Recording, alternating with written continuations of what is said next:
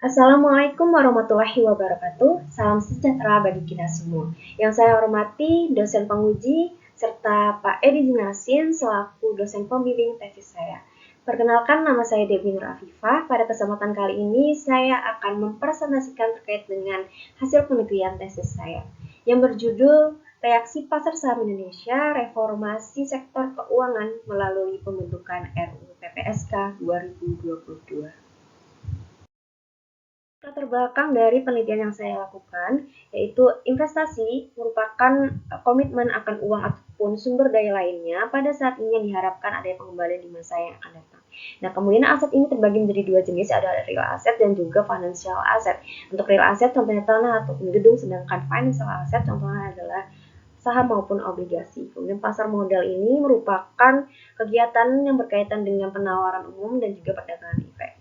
Faktor yang mempengaruhi pasar modal ada faktor ekonomi maupun non-ekonomi. Contohnya adalah perubahan tingkat suku bunga, inflasi, maupun terkait dengan keamanan negara. Faktor lainnya adalah pengumuman regulasi pemerintah dapat menimbulkan reaksi investor akibat adanya informasi yang tersedia di pasar yang kemudian diterima oleh investor. Untuk regulasi pemerintah ini ternyata dapat menimbulkan pengembalian abnormal bahkan sebelum peristiwa terjadi akibat perilaku antisipasi dari investor, adanya perubahan risiko perusahaan. Baik, masuk kepada peristiwa yang diangkat pada penelitian ini, yaitu RUU PPSK. Nah, urgensi dari pembentukan RUU PPSK ini adalah kondisi perekonomian domestik ataupun global yang dihadapkan pada ketidakpastian pasca pandemi. Kemudian pada sisi kiri dapat teramati adanya fluktuasi harga saham pada periode Oktober 2022 hingga Maret 2023. Nah, dalam menganalisis pengaruh dari peristiwa tersebut terhadap reaksi pasar saham yang digunakan setelah peristiwa, di mana dapat mengetahui pengaruh dari kandungan informasi pada peristiwa dan juga menguji efisiensi pasar. Rumusan masalah penelitian yaitu RUU PPSK merupakan tonggak penting dalam upaya reformasi sektor keuangan Indonesia dan menjadi salah satu pondasi dalam mewujudkan visi Indonesia Emas di tahun 2045.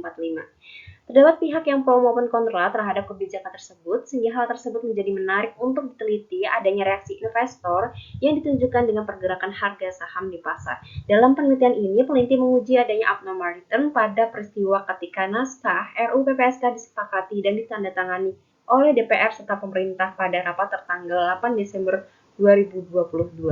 Pada hari di mana disepakatinya naskah tersebut terdapat penjabaran poin-poin tambahan yang diajukan oleh fraksi terkait. Reaksi investor terhadap peristiwa amatan dianalisis dengan perhitungan abnormal return, di mana dilakukan pengamatan pada periode jendela di hari sekitar peristiwa. Kemudian tujuan penelitian adalah untuk menguji dan mendapatkan bukti empiris mengenai adanya reaksi di pasar saham Indonesia terhadap peristiwa penandatanganan draft RUU PPSK 2022. Pertanyaan penelitian yang pertama adalah apakah terdapat reaksi positif pasar saham pada periode jendela peristiwa? Kemudian apakah terdapat perbedaan signifikan average abnormal return saham pada periode sebelum dan setelah peristiwa? Dan yang ketiga adalah apakah terdapat cumulative average abnormal return pada peristiwa penandatanganan naskah RUU PPSK 2022. Teori yaitu yang pertama adalah pasar modal, di mana merupakan tempat bertemunya pihak dengan kelebihan kapasitas modal dengan pihak yang membutuhkan tambahan modal berupa modal jangka pendek maupun modal jangka panjang. Kemudian indeks yang digunakan yaitu adalah Kompas 100 yang merupakan salah satu indeks dari Bursa Efek Indonesia yang terdiri dari 100 saham dengan salah satu kriterianya adalah memiliki kapitalisasi pasar yang tinggi. Kemudian teori pasar efisien, yaitu efisiensi pasar dikatakan bahwa pasar sekuritas berada pada kondisi yang efisien jika harga yang terbentuk telah mencerminkan secara penuh informasi yang tersedia.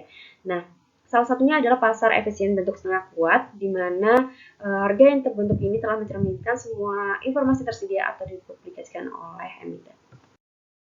Antara pengumuman regulasi pemerintah terhadap pergerakan harga saham.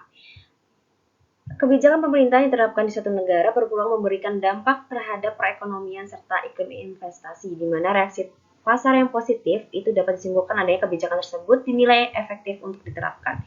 Kemudian studi peristiwa ini merupakan studi yang mempelajari terjadinya reaksi pasar terhadap peristiwa yang mengandung informasi.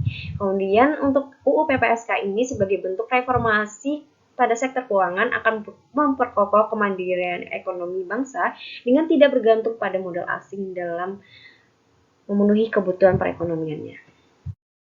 Yang terdahulu terkait dengan regulasi pemerintah, yaitu studi peristiwa yang dilakukan oleh Yang dan He terhadap China Stock Market, di mana dilakukan 28 pengumuman regulasi pada bidang keuangan. Nah, hasil yang diperoleh adalah hasil yang positif pada sejumlah sektor, sedangkan hasil negatif pada sektor keuangan akibat ada sejumlah pembatasan pada operasional sektor tersebut.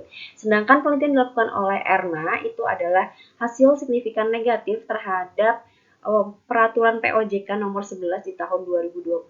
Nah, hasil yang diperoleh tersebut disimpulkan bahwa tidak dapat merubah pesimisme pelaku pasar di masa pandemi pada saat itu. Adalah perumusan hipotesis. Untuk hipotesis yang pertama adalah terdapat reaksi positif pasar saham pada jendela peristiwa penandatanganan naskah RUU PPSK 2022. Hipotesis kedua adalah terdapat perbedaan signifikan average abnormal return pada 5 hari sebelum dan juga 5 hari setelah peristiwa penandatanganan naskah RUU PPSK 2022. Kemudian hipotesis yang ketiga yaitu terdapat cumulative average abnormal return pada peristiwa penandatanganan naskah RUU PPSK 2022. Adalah kerangka penelitian. Pada bagian atas merupakan peristiwa yang diangkat pada penelitian saya, yaitu pengumuman penandatanganan naskah RUU PPSK 2022 pada tanggal 8 Desember 2022 dilakukan terhadap indeks Kompas 100 dengan menggunakan metode event study. Dengan event study dapat diperoleh hasil adanya abnormal return maupun tidak adanya abnormal return. Kemudian ketika adanya abnormal return dilanjutkan dengan perhitungan average abnormal return dan juga cumulative average abnormal return. Pada hasil akhir akan diperoleh kesimpulan akan komputas investor yang diambil terhadap peristiwa amatan. Adalah metode penelitian. Data yang digunakan adalah data saham yang terdaftar pada Bursa Efek Indonesia. Kemudian untuk sampelnya adalah indeks Kompas 100 yang diperoleh dari financial.com dan juga Reuters. Kemudian dalam pembelian sampel ini digunakan proses sampling, di mana sampel yang digunakan tidak melakukan aksi korporasi pada jendela peristiwa. Kemudian dihasilkan sebanyak 78 total sampel penelitian. Kemudian periode estimasi dilakukan selama 100 hari dan sedangkan periode jendela dilakukan selama 11 hari untuk menghindari adanya confounding effect. Operasional di sini ada return realisasian, return market, expected return, return tak normal, rata-rata return tak normal, dan cumulative average abnormal return. Kemudian pengujian hipotesis diawali dengan uji normalitas dengan Shapiro-Wilk test, kemudian dilanjutkan dengan pengujian hipotesis dengan menggunakan t-test maupun Richardson-Sigring test. Ke dalam hasil penelitian dan juga pembahasan, di sini ada klasifikasi saham pada sektor industri, di mana semula berjumlah 12 sektor, kemudian diklasifikasikan kembali menjadi 10 sektor untuk memenuhi syarat dalam melakukan uji normalitas Shapiro-Wilk test. Hasil dari uji normalitas indeks Kompas 100 dan juga sektor industri dapat teramati pada slide, yaitu untuk uji normalitas pada abnormal return dan juga average abnormal return, di mana diperoleh jumlah data dengan distribusi tak normal dan juga data dengan berdistribusi tak normal. Untuk data yang diolah average abnormal return, dapat average abnormal return yang tidak berdistribusi normal itu pada sektor keuangan dan juga kesehatan, sedangkan sektor lainnya termasuk Kompas 100 ini average abnormal return memiliki data yang berdistribusi normal. Berikut adalah hasil uji hipotesis 1 pada abnormal return. Di sini ditampilkan tabel hasil uji statistik abnormal return pada sampel penelitian dengan hasil tes statistik negatif dan juga tes statistik positif. Terdapat pada indeks Kompas 100, sektor barang konsumen primer, sektor infrastruktur, energi, barang baku, kesehatan, dan juga property and real estate. Nah, reaksi positif cenderung muncul pada pra-event sebelum terjadinya peristiwa, namun berbeda pada sektor kesehatan, terdapat hasil tes statistik positif pada post-event. Nah, pembentukan RUU PPSK ini berpengaruh terhadap keputusan yang diambil oleh investor, di mana pada periode sebelum peristiwa, perilaku investor menunjukkan adanya antisipasi yang diambil terhadap perubahannya risiko perusahaan. Kemudian reaksi negatif menunjukkan bahwa tidak terpenuhi ekspektasi investor terhadap RUU PPSK yang disampaikan pada 8 Desember 2022. Masih dengan uji hipotesis satu pada abnormal return, di sini adalah tabel dengan tes statistik yang seluruhnya adalah negatif. Terdapat pada sektor barang konsumen non-primer, keuangan, teknologi, dan juga sektor gabungan yang terdiri dari transportasi, perindustrian, dan juga industri dasar dan kimia. Nah, reaksi negatif ini dimungkinkan karena adanya kekhawatiran yang muncul dari investor karena pada tanggal 8 Desember tersebut terdapat masukan dari beberapa fraksi, salah satunya dari fraksi PKS terhadap RUU PPSK, di mana perlu ditetapkannya peraturan turunan mengenai batasan-batasan Bank Indonesia dalam mendukung pertumbuhan perekonomian yang berkelanjutan agar tetap pada koridor yang baik. Untuk uji hipotesis kedua, yaitu pada average abnormal return, di sini ditampilkan pada sisi kiri, yaitu tabel hasil uji perbedaan average abnormal return untuk indeks Kompas 100 dan sektor industri lainnya. Nah, diperoleh signifikan pada sektor barang konsumen non-primer, kemudian sektor energi, dan juga indeks Kompas 100. Adanya perbedaan antara average abnormal return sebelum dengan setelah peristiwa, ini menunjukkan bahwa pada hari peristiwa terdapat kandungan informasi yang diperoleh yang ditangkap oleh investor sehingga terdapat reaksi dari investor pada setelah peristiwa terjadi. Kemudian pada sisi kanan ini ditampilkan grafik pergerakan average abnormal return pada T-5 hingga T+5 yang mana ditunjukkan adanya tren menurun akibat peristiwa amatan.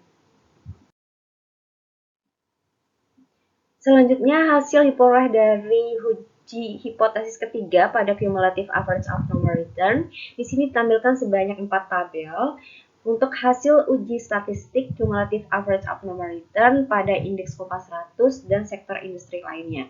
Untuk hasil pada indeks Kompas 100 diperoleh cumulative average abnormal return signifikan pada event dan juga previous event. Dan hasil ini serupa dengan pada sektor keuangan di mana signifikan cumulative average abnormal return pada event dan juga previous event. Nah, secara kumulatif, keseluruhan investor saham sektor-sektor industri dalam indeks Kompas 100 memberikan respon negatif terhadap peristiwa amatan. Respon negatif tersebut timbul karena ada kekhawatiran dari pelaku pasar akan keberhasilan implementasi dari kebijakan baru.